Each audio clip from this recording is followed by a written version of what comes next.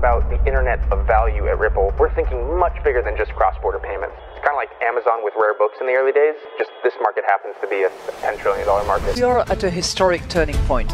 Said in the past that you are doing for money what email did for communication. Moving the whole revolution forward. There's trillions of dollars parked around the world. XRP. Is there a possibility that Ripple could take over Swift one day? Well, welcome back, ladies and gentlemen, to another episode of 24 Hours of Crypto. Let's get right into today's very jam-packed video.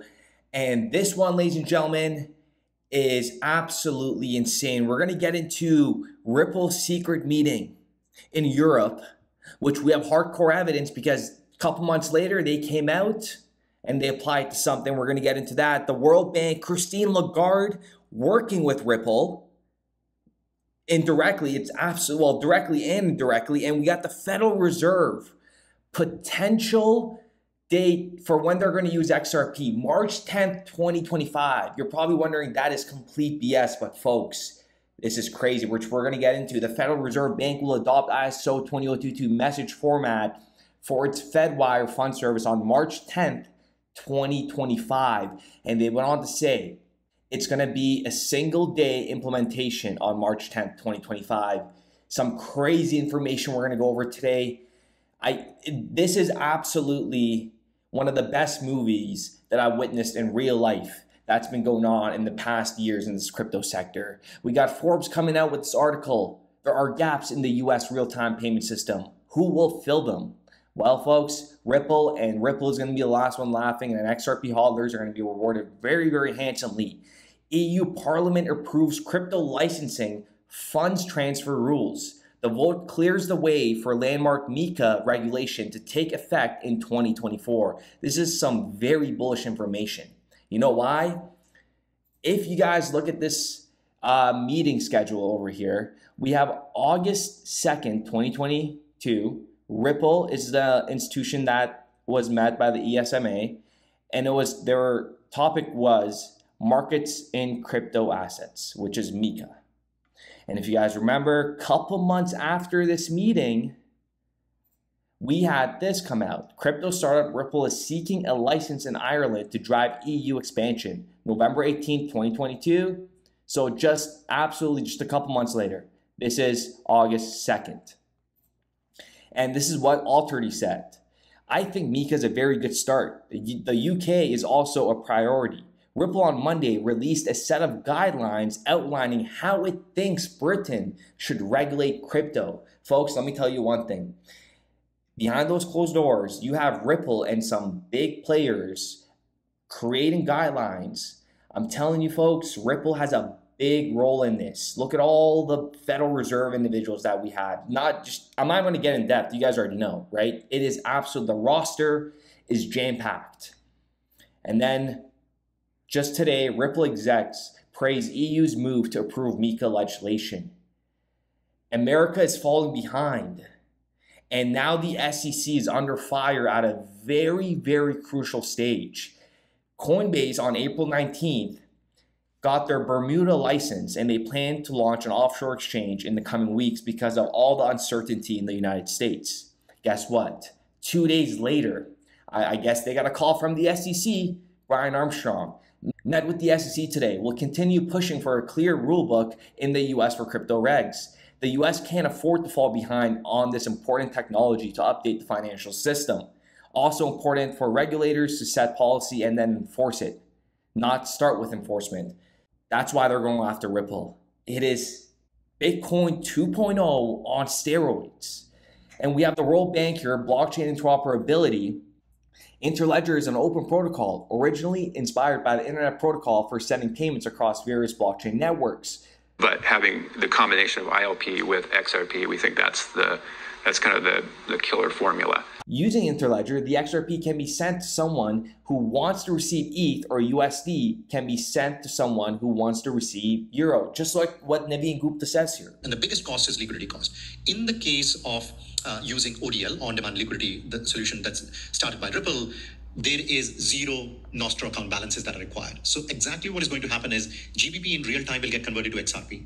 XRP within 2 seconds will travel to Philippines, and in Philippines, it'll get converted to Philippines peso and the payout will happen. And this can happen throughout the day. So there's no need to create Nostro accounts. It happens 24/7, real time, with real time rates on both the sides. The execution is very fast. There is almost nil friction, and there is zero working capital that's required. That means all this cost, which was inherent in the parallel system, can now go back to the customers, and then we can all essentially enjoy much cheaper, faster, and more efficient.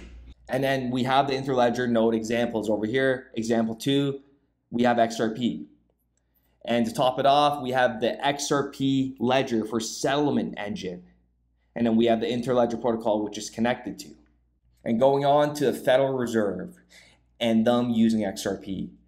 Well, if you guys didn't know, Ripple, the first member focused on distributed ledger technology.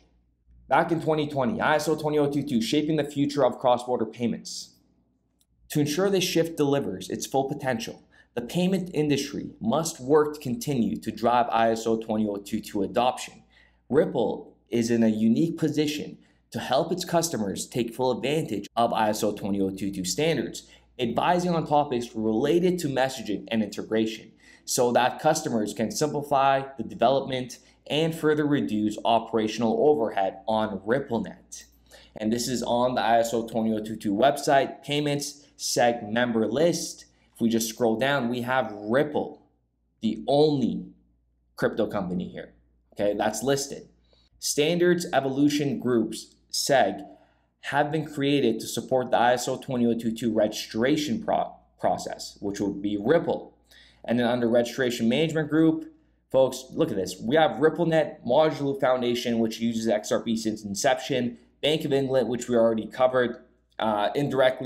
Directly will utilize XRP and RippleNet. Visa International, Major Ties, SWIFT. We have the ECB, the Euroclear, the DTCC, all have ties to XRP, the Internet of Value. If you guys remember this, the Digital Euro Association, we're excited to join the Digital Euro Association as a supporting partner to further develop our work with CBDCs. And this was on Digital Euro Association. Ripple is one of the leading providers of enterprise blockchain and crypto solution for cross-border payments. And then we have Christine Lagarde just met with the Digital Euro Association, as you guys could see. What happened behind those closed doors right there, folks? We'll see. Stay tuned. And to finish it off, this is in the UK with a value of 2.6 trillion, folks, a day in volume. The system is also growing rapidly in terms of participating financial institutions. 40 banks, PSPs, and fintechs have joined FPS to date. And part of it goes right into the infrastructure that we oversee. So I'll use an example in the UK, which is a large value payment system. It's called RTGS. The central bankers in the room all oversee similar ones. What we're doing is we're reforming that so that it is a plug-and-play system.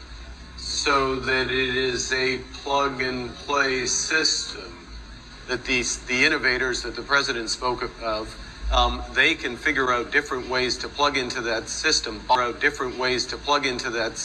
bypass the bank. Instant payment technologies coupled with clear regulation can help streamline and digitalize the financial industry across the region, increasing competition and innovation in the space to position Europe as a leader in the global economy. Ladies and gentlemen, I do appreciate every single one of you guys. Let me know what you guys think in the comments down below. This is absolutely amazing times to be alive. I'll see you guys in the comments. We started building RippleNet with the thesis that crypto liquidity would eventually be able to support robust global payments, large payments. RippleNet was designed so that customers seeing the benefits of our fiat-based network could flip the switch to ODL once the market was mature enough. And this is exactly what's happening. Flip the switch.